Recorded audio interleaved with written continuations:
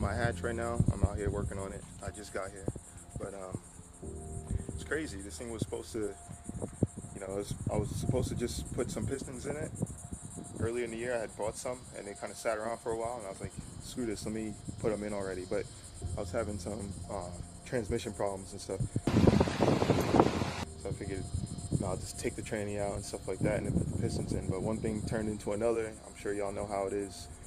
While the engine's already out, you're thinking to yourself, well, I might as well do this and do that while it's out, rather than having to pull it out later and retune it and all that other stuff. So it was just supposed to be pistons, and then I wanted to turn it into the pistons, and then I got cams and a new fuel setup, and I put the windows in and cut the door out. I cut the whole trunk out. One thing after another, really. But the car's been down for quite some time, and I'm really ready to get it back on the road. Haven't drove it in a while, but it's just so hot out here. It's hard to work. It's like 100 degrees today. But what I'm going to do now is clean up the engine bay because it's dirty. It's got oil everywhere from before when it was running.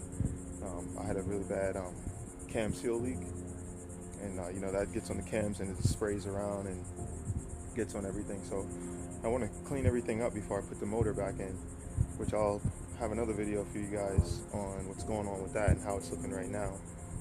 But I can't put an engine in a car with it looking real dirty. I'm going to flip the camera around so y'all can see the bay. As you can see, my car is dirty. This thing hasn't been washed in months. I can put the tape on here, kind of keep the rainwater out. This rain season came and it got real nasty. It was pouring down raining every day, like the same time. If any of y'all are from Florida, then you know how it is. But you can just see it's like pollen and stuff all over it. Here's the fuel cell setup.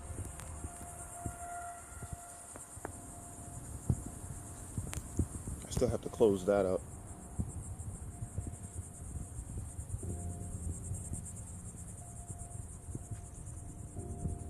Yeah, this is the bay.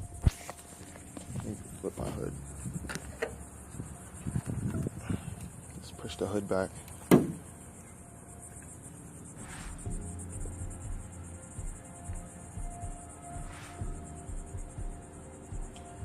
See, it's like real dirty. Look at that. I'm not putting the engine in like this. So when the axle boot ripped, right there, it's got grease caked up all over it.